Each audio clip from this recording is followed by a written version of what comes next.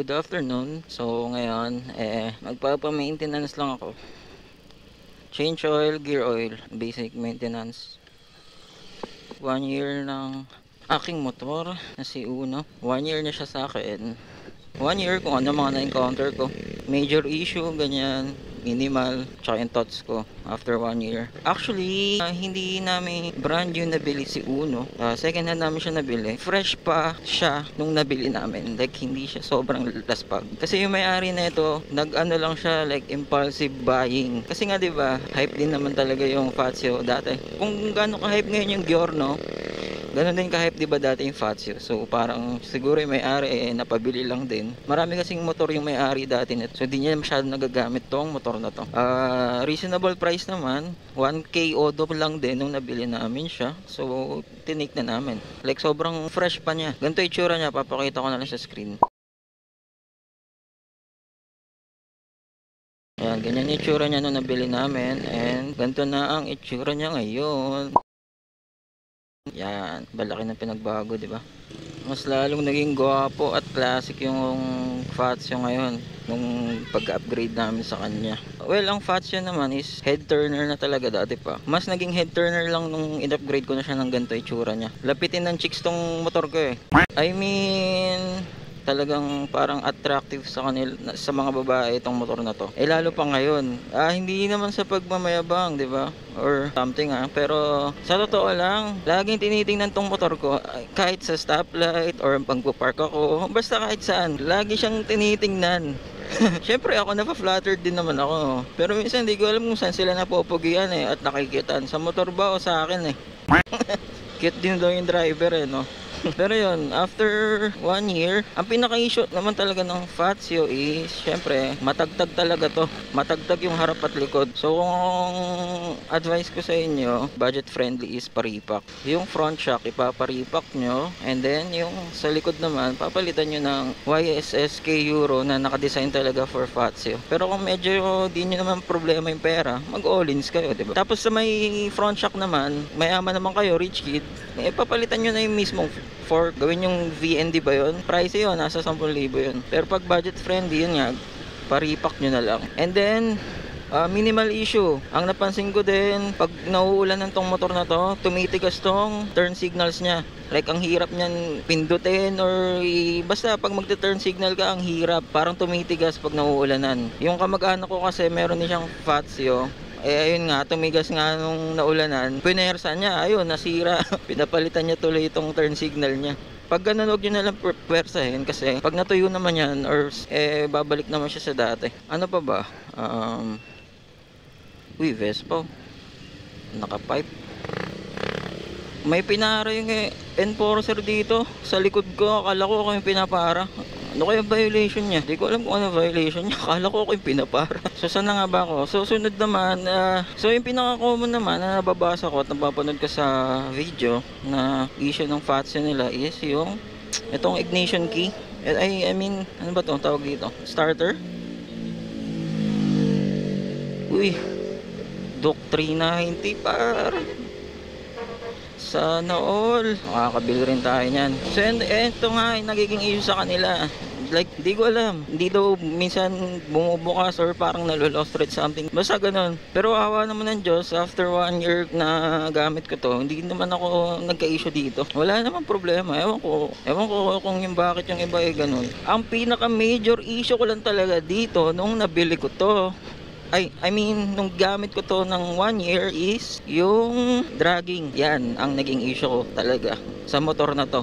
Yung dragging niya. So, yung napansin ko dito, nagda-dragging siya between 6 kph to 10 kph. Pag dahan-dahan mong pinihit yung silinyador, doon siya garalgal and mabibrate dito sa may foot peg. Di ba dragging yon pag ganun? Na-fix ko yun nung pinalitan ko yung clutch spring. Ang stock kasi ng Fazio is 800 RPM na clutch spring. So binilang ko siya ng 1000 RPM. Ayun, nawala. Ayun nga lang, parang syempre, mas matigas yon. So, medyo mas mararamdaman mo yung tigas. Pero, it's naman, like, tolerable. Hindi naman din siya masyadong hiyaw. 'Di ba pag pinalitan mo ang clutch spring, kailangan mo rin palitan yung center spring. Pero ako hindi ko naman pinalitan yung center spring, clutch spring lang. Yung mekaniko ko rin kasi, nagsabi siya na hindi lang yung Fazio na motor yung ganon. Meron din siyang mga nagawang motor na kahit kakalabas lang ng kasa or kakabili, like sobrang bago pa na motor, may dragging. Ang nagiging fix lang talaga, pinapalitan nila ng clutch spring. May paliwanag doon. Nagets ko yung paliwanag doon pero medyo mahaba, so hindi ko na ipapaliwanag dito kung ano yung explanation behind that, bakit nagkakaganon. Pero pag mga bago yung motor nyo at may dragging, yun lang yung palitan nyo. Pero kung matagal na yung motor nyo at may dragging, syempre, linis ang kailangan nun. So, yun, after 1 year pala, 13,000 yung kilometer yung nagamit namin dito after 1 year. Ano ba to?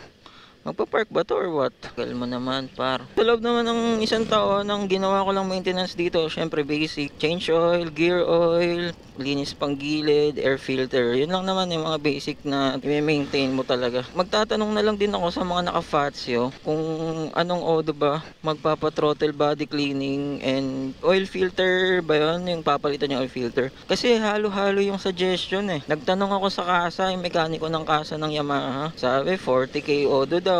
Yung oil filter, throttle body naman 20k odo. Sa mga mekaniko naman, sabi 30k odo ng throttle body, tapos yung oil filter 20k odo. Hindi ko alam kung sino susundin ko, naguguluhan ako. Kaya magtatanong ako sa inyo kung sino nakakaalam, please mag-comment kayo kung sa karanasan nyo. Yung oil filter na yan, tsaka yung throttle body cleaning kung ilang odo ba. Naguguluhan kasi ako kung kailan ako magpapalinis yan or mag-maintenance yan eh. Okay, ano pa ba?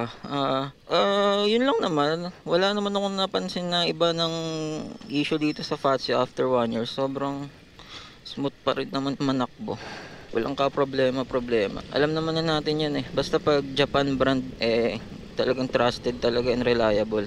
Yamaha, Honda, 'di ba? Sobrang smooth nito. Lalo pag yung nilalagay yung pag nagpapa-change oil kayo, ang ilagay nyo lang is Shell Advance Ultra Scooter. Sobrang smooth ng takbo. Ngayon yung ipapalagay ko ngayon, pupunta ako dun sa mekaniko ko. Pero ngayon makakatipid ako ng oil kasi nga, yung Shell Advance na yan, wala silang 800 ml. So 1 liter lang talaga yung available.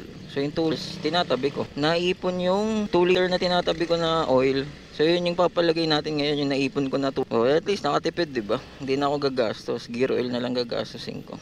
Doon ako pupunta ngayon. Kaya pag gusto nyo bumili ng Fazio, bumili na kayo. Well, hindi kayo magsisisi. Like, maganda to, promise. Sobrang tipid sa gas. So, after 1 year, 60 km per liter pa rin to kumonsumo, di ba? Tsaka sa speed naman, okay naman, di ba? Kasi kaya naman nito mag 100. Pero hindi naman syempre dinesign to pang ganong pang mabilisan na motor, di ba? Dinesign naman ng mga ganitong motor para sa stroll lang, alam mo yun? Yung madadala ka lang kung saan mo gusto, di ba? Like tamang chill ride. Tsaka pag nakasakay ka sa magantong motor parang gwapo-gwapo mo, di ba?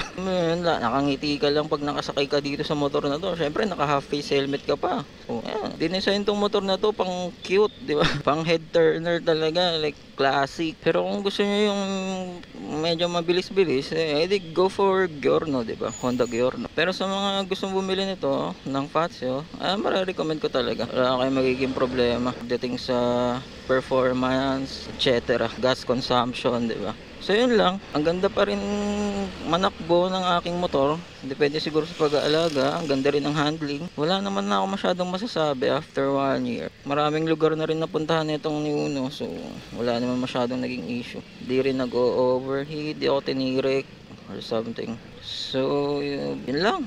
Malapit na ako sa mekaniko. Papa-change oil lang ako at gear oil. So yan, thank you. Stay classy. Peace.